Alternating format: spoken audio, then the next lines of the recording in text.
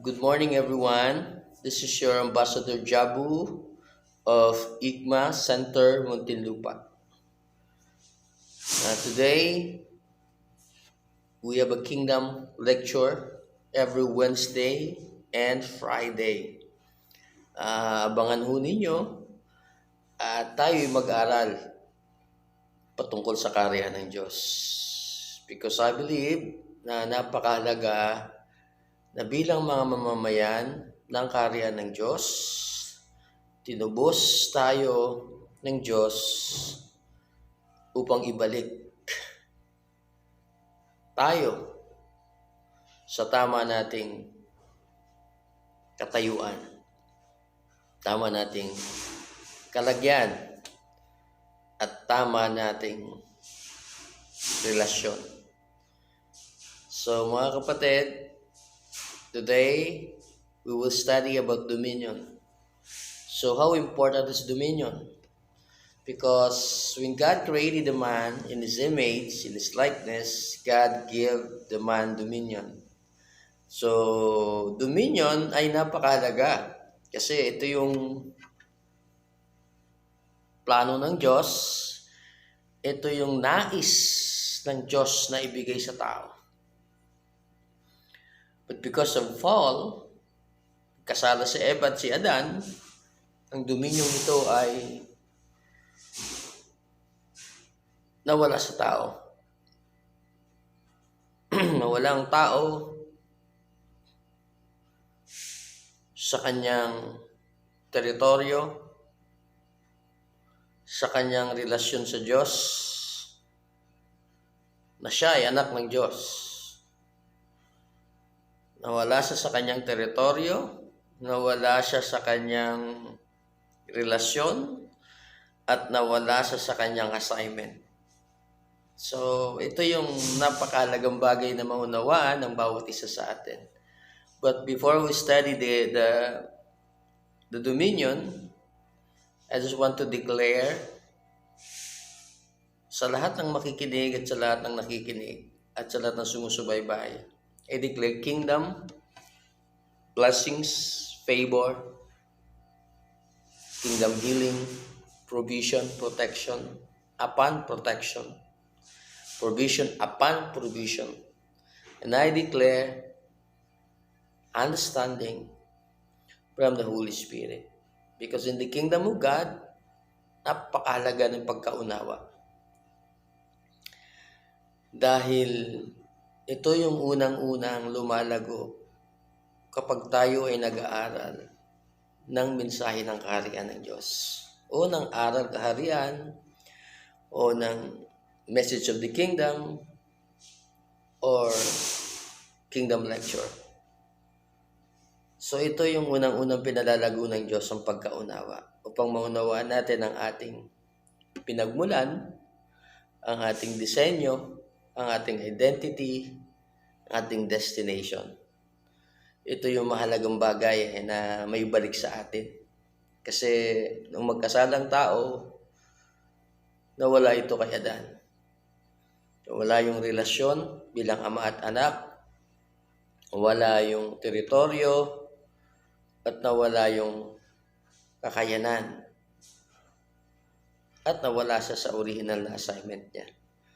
So I am IGMA, I know my assignment. Kaya napakahalaga ng revelation ng IGMA kasi it always remind us na dapat alam natin ang ating assignment.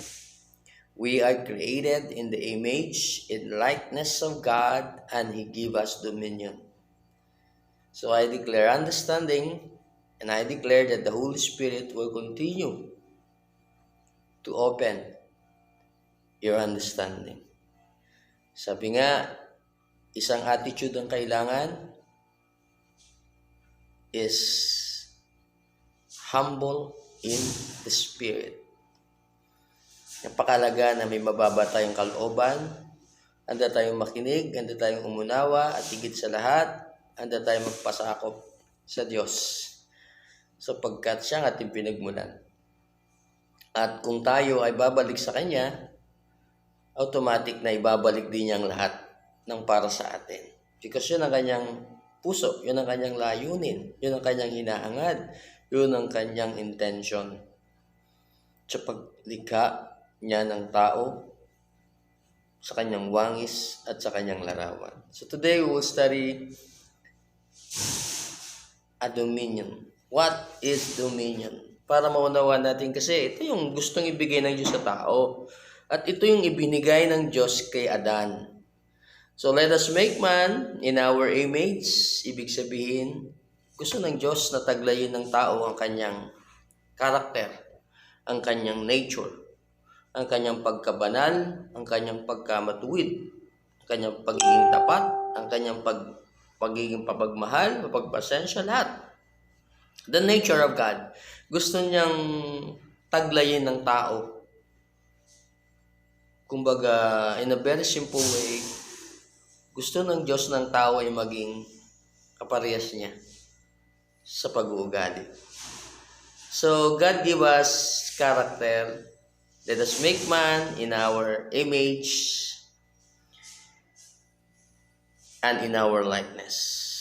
So, likeness speaks about this is the ability, the potential.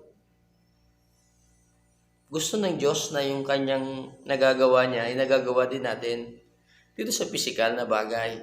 Just as spiritual, tayo sa physical na bagay. Bakit to? Kasi nilagay tayo ng Diyos sa physical. Hindi niya tayo nilagay sa spiritual. Although we are created in the spirit, but God created, form us in a physical. So, ibig sabihin, yung espiritu ang nilikha ng Diyos ayon sa kanyang wangis at larawan, nilagay niya sa physical na katawan at ito yun. Ang physical na katawan, kailangan natin kasi mamumuhay tayo sa physical. So, napakaganda ng disenyo ng tao. Kasi espiritu siya, nilagay siya sa physical na katawan para makapanaan siya dito sa lupa na nilikha ng Diyos upang extension ng kanyang kaharian. At sa pamamagitan ng tao na kanyang mga anak, siya'y maghahari dito sa lupa. Gamit-gamit ang mga tao na mayroong wangis at larawan. So ano ba tong dominion na gustong ibigay ng Diyos sa tao? Ibinigay niya ito kay Adan, ngunit nawala ito ni Adan dahil sa kapag compromise si Adan.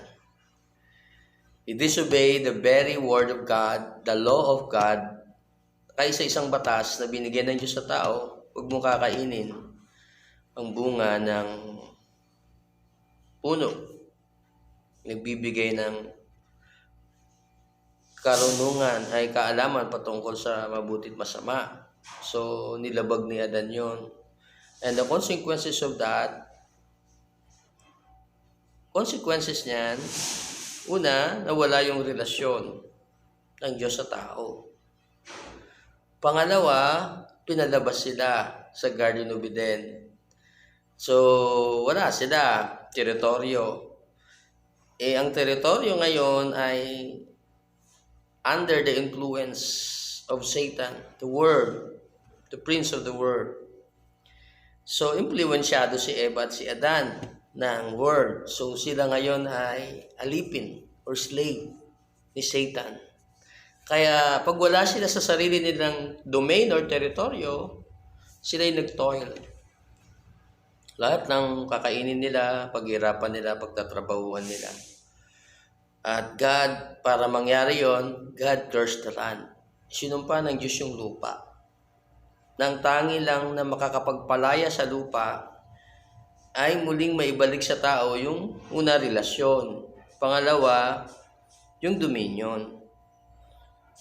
Okay, so sabi ng Bible, the creation is eagerly waiting for the manifestations of the sons of God. Ito yon, yung unang-unang original na tao na nilikha ng Diyos ayon sa kanyang wangis at larawan at pinagpala siya ng Diyos at binigyan siya ng dominion. Okay? So, ang tao nilikha sa wangis at larawan, binigyan ng dominion at pinagpala siya ng Diyos. So, binigyan siya ng teritoryo or domain. So, sa mga katuwid, kapatid, napakalaga ng dominion. At dahil yung dominion ay niwala ng tao, at itong dominion ay napunta sa kaaway, siya ngayon ang gumagamit ng dominion. At ginagamit niya ang tao dahil hindi naman siya pwedeng makapag-rule at makapag-reign dito sa daigdig dahil wala siyang physical na katawan. So para makapag-rule siya, makapag-reign siya dito sa earth, kailangan niya ng katawan. At ganoon din ang Diyos. Ang Diyos, kailangan din niya ng taong may physical na katawan para makapag-rule at reign siya dito sa pamamagitan ng impluensya. At ganoon din ang demonyo. Ang demonyo, ganoon din sa pamamagitan ng impluensya, kapangyarihan, kasinungalingan, kasalanan, na-impluensyahan niyang tao para magpagamit sa kanya.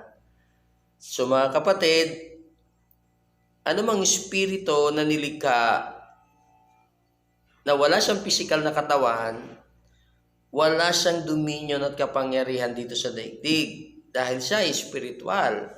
Dahil ang lupa, dinisenyo sa may mga physical. Kaya ang taong nilikha ng Diyos Espiritu, nilagay niya sa physical na katawan upang makapamuhay siya, rule at reign siya dito sa lupa gamit ang physical na katawan. So kaya pag ang physical na katawan ay nawalay na, ang espiritu ay wala ng silbi dito sa lupa. So hindi kailangan niya nang makahanap ng katawan para siya makapanaan sa katawang ito at makapamuhay siya dito sa lupa. So mga kapatid, si Satanas wala siyang physical na katawan. So siya ay nagro-rule, nagre-reign sa himpapawid. So ang kanyang taktika o strategy niya, i-impluwensya ng tao, gumawa ng masama, gumawa ng kasalanan. At sa pamamagitan nun, nagro-rule at nagre-reign siya gamit ang tao. Una, wala siyang karapatang gamitin ng tao kapagkat hindi siya ang lumikha nito. Ang Diyos ang lumikha sa tao sa kanyang wangis at sa kanyang larawan. Because ang tao nagkasala, mga kapatid, walang choice na pwedeng gawin ng Diyos kundi i-let go sila. Alisin sila sa Garden of Eden at papangyarihin ang salita ng Diyos. Because of disobedience, naputol ang relasyon ng Diyos at tao. So mga kapatid, kailangan magkatawan tao ng Diyos at tubusin ng Diyos ang tao sapagkat ito'y kanyang pag-aari. At bukod doon kapatid, may inihanda ang Diyos sa tao. At ito yung kingdom, teritoryo. Pag sinabi natin kingdom, dalawang salita, king and dom. The word king, tumutukoy sa tao na may authority, meron siyang power to rule and to reign. Yun ang tinatawag nating king. He has the authority, the full authority in his jurisdiction. Dom speak about domain or teritoryo na kung saan doon maghahari ang tao. Hindi pwede maghari ang taong wala siyang teritoryo. So mga kapatid, let's talk about dominion kasi napakahalaga ito eh. Ito yung binawi. Kaya naparito si Jesus hindi lang para iligtas ang tao at kundi bawiin itong dominion, paghahari, pagro-rule at pagre-reign dito sa lupa. Kasi iniwala ito ni Adan, ibigay niya ito kay Satanas at si Satanas na ngayon ang nagro-rule at nagre-reign dito sa earth. Impluwensyado niya si Adan. Isipin mo mga kapatid, mga taong nilikha ng Diyos ay sa kanyang wangis at kalarawan, ginagamit ng hindi naman karapat-dapat na gumamit. At yun ay si Satanas. So through manipulation, through sin, and through ignorance, nagtatagumpay si Satanas. Kaya mga kapatid, kailangan makalaya tayo sa ignorance. Kailangan mabasag natin yung pagiging ignorante natin. Kasi ito talaga nagpapahirap sa atin. Hanggat tayo ignorante sa original na design natin, sa original na relasyon natin sa Diyos, sa original na katayuan natin, kapatid, patuloy tayong mahalipin ni Satanas. So, what is dominion? Bakit napakahalaga ng dominion na kailangan maunawaan natin? Kasi ito yung ibinigay ng Diyos sa tao. Ito ang kukumpleto sa tao. Itong dominion na ito. Without this dominion, ang plano ng Diyos hindi mangyayari dito sa daigdig. Kailangan maunawaan ng tao ang dominion at magamit niya ito according to His design and His purpose. According to the very will of the Father and according for the glory of the Father. So, what is dominion, mga kapatid? The word dominion is speak about rulership. Pag sinabi natin rulership, ito yung nagro-rule. Siya nag-i-implement ng batas, ng law, sistema, programa sa isang lugar o sa isang teritoryo. Is the ruler. Siya ang nagpapa-implement ng batas, siya ang nagbibigay ng utos, command, lahat. Siya ang nagro-rule at siya nagre-reign. Ang kanyang intention, ang kanyang plano, yun ang kanyang pinapa-implement sa isang lugar. So, that is dominion, rulership. We speak about dominion, pinag-usapan din natin dito yung kingship, yung pagiging hari. Pag ikaw ang hari, kung ano yung iyong isip, ano yung iyong intention, yun yung iyong ipinahahayag at pinangyayari sa isang lugar. At ang lahat ng iyong mamamayan ay obligadong sumunod sa kung ano ang iyong iniisip at anong iyong gustong ipamuhay ng bawat mamamayan. So that is kingship, pagiging hari. So dominion speak also about management, pamamahala.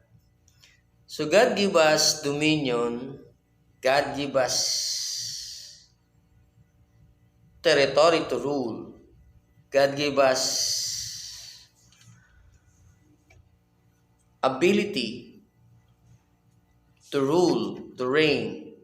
So God give us also the ability to manage, the ability to control, the ability to govern. So that's dominion, mga kapatid. Sa madaling salita, binigay sa atin ng Diyos. God give us authority. So dominion speak about authority and power. So bigyan tayo ng kapangyarihan ng Diyos para mamahala. In a very specific. So, He commanded Adam to rule and to reign sa mga isda, sa mga alaman, mga puno, mga ibon, all living things. This is what we call the resources of the earth para pamahalaanan ito. So, ang dominion, mga kapatid, napakahalaga na maibalik ito sa tao na nagtataglay ng image and likeness ng God. Kaya nga, kung unawaan natin, unang ibinigay ng Diyos, yung kanyang imahe, yung kanyang likeness, bago niya binigay yung dominion. Because only those people na may image and likeness, na may character, and ability or potential, nakaparehas ng potential ng Diyos, mga kapatid, mangyayari ang plano niya dito sa earth. Anong plano niya sa earth? To bring heaven here on earth. To extend His heavenly kingdom here on earth. To extend His rulership, His kingship here on earth through His sons and daughters.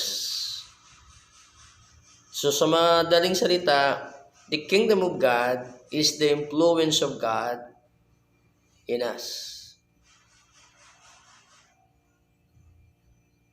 Yun ang kaharian ng Diyos.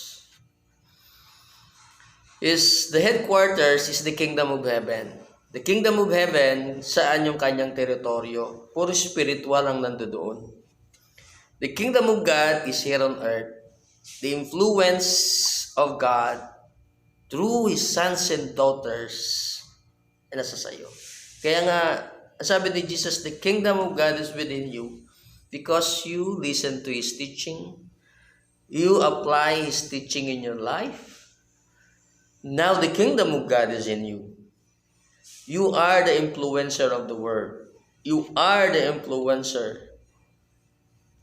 If what is in heaven, dapat nakikita sa iyo. Dahil ikaw na ngayon, ang gateway to heaven.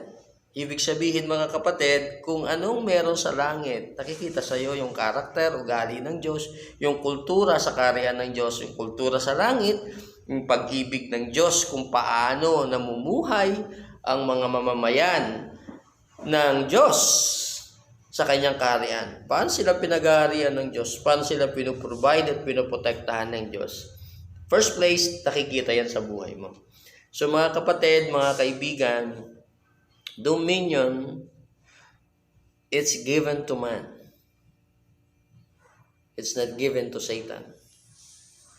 Hanggat hindi mo naunawaan kung saan ka nagmula, hanggat di mo naunawaan ang tunay mong pagkakakilanlan, hanggat di mo naunawaan ang tunay mong relasyon sa Diyos, hanggat di mo naunawaan ang iyong disenyo, hanggat di mo naunawaan ang iyong assignment, patuloy kang maiimpluwensyahan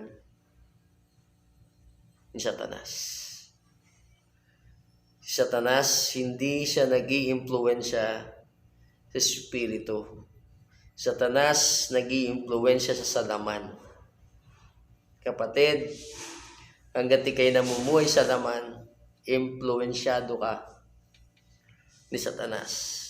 Subalit, kapag ikay namumuhay na sa espiritu, palatandaan yan. Impluwensyado ka na ng Diyos at ang kaharian ng Diyos ay nasa iyo na. So dominion is rulership. Dominion is kingship. Dominion is management, the ability to manage, the ability to control circumstances, even to control our flesh, the ability to control ourselves, the ability to discipline ourselves. So mga kapatid, is the ability to govern. So yan ang dominion. Dominion is power.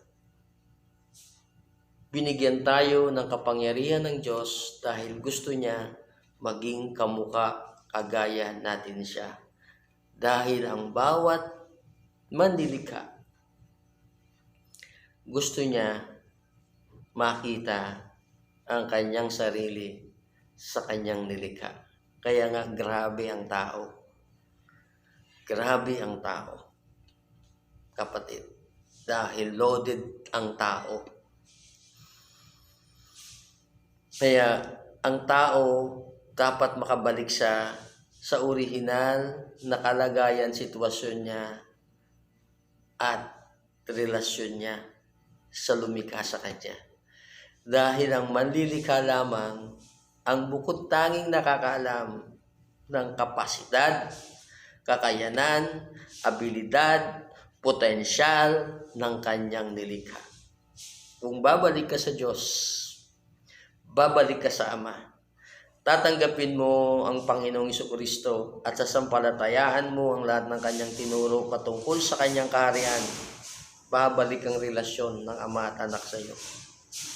At yun ang kailangan. Kailangan maibalik mo yung relasyong nawala ni Adan. Bakit? Bakit mga kapatid na kailangan maibalik ang relasyon? Sapagkat pag ikay tinuring ng Diyos na kanyang anak, ibibigay niya ulit ang kanyang espiritu sa iyo. At ang espiritong ito ang siya nang huhubog sa ating muli upang maging mature sons tayo. Oh, hallelujah. Mga kapatid, mga kaibigan sa pananampalataya, napaka-importante nitong dominion na maibalik sa atin. Maibalik sa mga anak ng Diyos ang dominion. Bakit ho? Because this is only the key. Ito ang susi upang mapalaya ang creation na sobrang tagal nang naghihintay at nagdurusa at nahihirapan, hindi naman nila kagustuhan, kundi dahil sa disobedience ni Adan, ang lupa, ang land ay nasumpa. Kapatid, pag naibalik na sa iyo ang dominion, pag nakabalik ka na sa relasyon mo sa Ama, naunawaan mo na ang iyong identity, naunawaan mo na ang iyong design, ang iyong purpose, ang iyong assignment, at ang dominion ito ay naibalik na sa iyo. Tapos na ang paghahari ni Satanas sa buhay mo. Tapos na ang paghahari ni Satanas sa negosyo mo. Tapos na ang paghahari ni Satanas sa pamilya mo. Dahil ikaw na ang magro-rule at magre-reign. Sa madaling salita, ikaw na ang mag-i-impluwensya sa iyong pamilya, sa iyong negosyo, sa iyong ministry. At yan ang kaharian. The kingdom of God is about influence. The kingdom of God is about impact. Kaya kung ang kaharian ay nasa iyo, automatic, you have impact. You have influence. Kaya kapatid, kaibigan, today we study dominion. Ito yung napakahalaga na pag wala sa tao ito, alipin siya. Pero pag naibalik sa tao ito, mag-aharing muli siya sa teritoryong ipin-repair at inihandaan sa kanya. Listen to this, mga kapatid. Sabi ng Biblia, take your inheritance, all to those who are in the right. Right, ibig sabihin, mga nasa tama na. Hindi yung may mga tama pa. So, ibig sabihin ng right, mga kapatid, this people, person, mga taong nagtagumpay sa pagsasanay, nakamit ang maturity level, the maturity of the sons.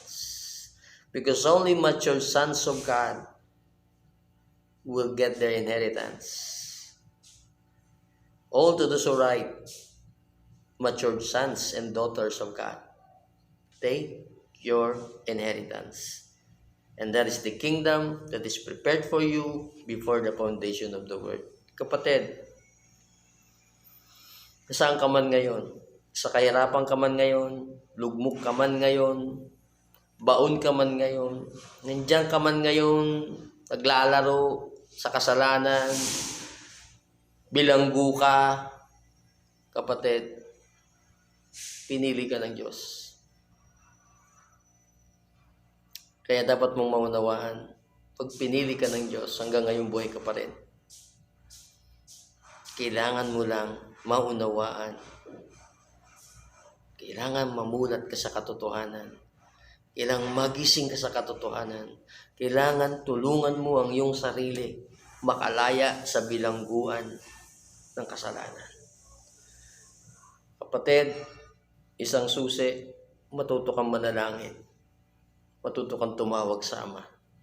Dahil yung mga taga-Egypt ay yung mga taga-Israelita na naalipin sa Egypt, na silang ginawa kundi umiyak lang. Umiyak at humingi ng saklolo sa Diyos. At dinilig sila ng Diyos, kapatid, mga kaibigan, pinadalan sila ng Moises para sila iligtas. And I believe na kung tatawag ka sa Diyos, iiyak ka sa Diyos, dahil ikaw ay kanyang anak na nawalay sa kanya, didinggin ka niya. Padadalang kanya na magsasaklolo sa iyo upang ikay